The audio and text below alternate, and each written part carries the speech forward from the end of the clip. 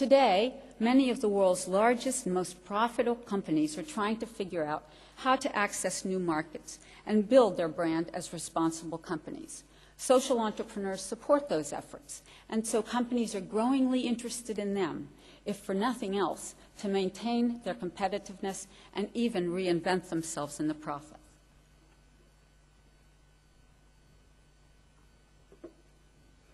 Now, governments also have a lot to learn from supporting social entrepreneurs. But please don't make the mistake of seeing them as simple service delivery subcontractors. Social entrepreneurs are change agents, systems changers. Like business entrepreneurs who are the innovators in the corporate sector, social entrepreneurs are the innovators in the public sector. Governments should create the needed support systems to allow them to innovate and scale without wanting to take over the innovation process and kill it as a result. Something very important for those of you here. Social entrepreneurship is not a new field like management, medicine, law, or engineering. It is a term that captures a unique approach to applying business discipline or problems to unsustainable livelihoods. It's an approach that cuts across all of those sectors. It is innovation and a focus on systems change plus a passion for accountability and sustainability that sets a social entrepreneur apart from the rest of the crowd of well-meaning people and welfare-based organizations who dedicate themselves to social improvement. It's also that approach that distinguishes them from companies who, first and foremost, seek to maximize profits and worry about the social and environmental fallout later, and only when pressured to do so.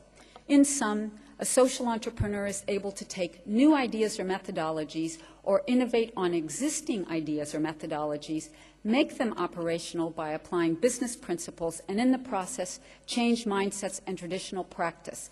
Thus, they trigger a systems change in the society. I love this. I got it from a Stanford student, which I adapted, and this explains perfectly what a social entrepreneur is.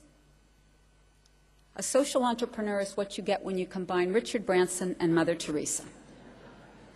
At the Schwab Foundation, our mission is to build a community of practice among a wide diversity of social entrepreneurs with similar mindsets and approaching to solving a host of different challenges. Why do we only work with established social entrepreneurs? Why don't we work with startups? This is a question we're asked very frequently.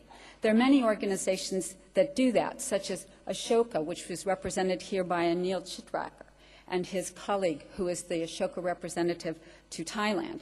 However, the most important reason for our focus on successes is a very strategic one that's best expressed by John Maynard Keynes. He noticed that the greatest difficulty is not for people to accept new ideas, but to change their old ideas, to forget their old ideas, in fact. Keynes sums up what we are trying to do. We're trying to change mindsets, stimulate the creation of new institutional arrangements to address the myriad of serious challenges and opportunities facing us today. To change the mindsets of leaders, we need to prove that another way is possible, that it is being done by change agents who have innovative ideas and have practical solutions, social entrepreneurs. Social entrepreneurship is most frequently associated with the not-for-profit sector, and for that reason, there's a currently proliferation of charities that have designated themselves as social enterprises and their leaders as social entrepreneurs. But it's a mistake to confuse an entrepreneurial approach with a specific legal framework. It is not the legal structure you choose to set up your organization that makes you a social entrepreneur.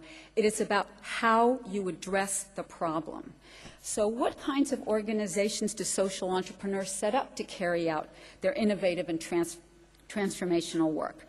In our community of 84 outstanding social entrepreneurs, some set up their ventures as not-for-profits and others set them up as for-profits, depending on their theory of change and how they think they can best achieve it. Based on the accumulative experience of the Schwab Foundation over our years of experience, we're beginning to construct a typology of different organizational expressions that are created by social entrepreneurs, all of which are aimed at the sustainability of the transformational initiative. And so far, we have identified 3 such organizational expressions and their subsets. The first is the leveraged movement. I'll explain that briefly, and it has 2 subsets. The second is what we call the symbiotic model, and the third is the hybrid model. Now, in terms of the first, the leveraged movement, we have the emergence model, which is the innovation is spearheaded by a social entrepreneur who then spreads it by forming a loose network of early adopters that apply it to their own context. It's highly effective because the innovation is disseminated through actual practitioners and because no organizational structure is necessary to ensure that the approach is spread, and there's great flexibility and no administrative costs. An example of such a model in our community is Takao Furuno. He's a Japanese rice farmer who has developed and disseminated a sustainable, integrated, organic rice and duck farming system. Rather than using chemical inputs, Furuno introduces ducklings into the rice paddies to fertilize and strengthen rice seedlings and protect them from pests and weeds. The process boosts farmers' incomes by 20 to 30% and decreases their workload, of course, because they're not out weeding in the fields all day, and it reduces environmental damage and increasing food security. Furuno has no organization, yet he has spread his methods to more than 75,000 farmers in Japan, Korea, Vietnam, Philippines, Laos, Cambodia, and Malaysia because of his writings, his travels, his lectures, his cooperation with agricultural organizations and governments. So that is our emergence model. We have another one. I'm not going to get into that one now. The second type of leveraged movement is what we call the structured catalyst model, whereby the social entrepreneur creates the innovation and then sets up a nonprofit organization to drive its adoption. In doing so, it commits a cross-section of society, from individuals to private and public organizations, that drive the innovation forward through a multiplier effect. So longer-term sustainability is enhanced because of the commitment of all of those who are engaged fully into the same vision and objectives of the organization, which end up actually transcending the very organization itself. An example from our network of this model is City Year, which was founded by 2 Harvard Law School graduates, Michael Brown and Alan Casey. It was started because they were concerned about the community disengagement and racial polarization that existed in the United States. They believed that a well-designed year-long program of national service right after secondary school would be a very effective way to unite people across different classes, races, and geographic regions. Convinced that the success of such a program was actually hinging on a range of partnerships with business and social organizations, they nurtured relationships with many foundations and companies, including Bain & Company, Bank Boston, Reebok, Timberland. And over the past 15 years, City Year has been able to grow because it's worked with 750 organizations.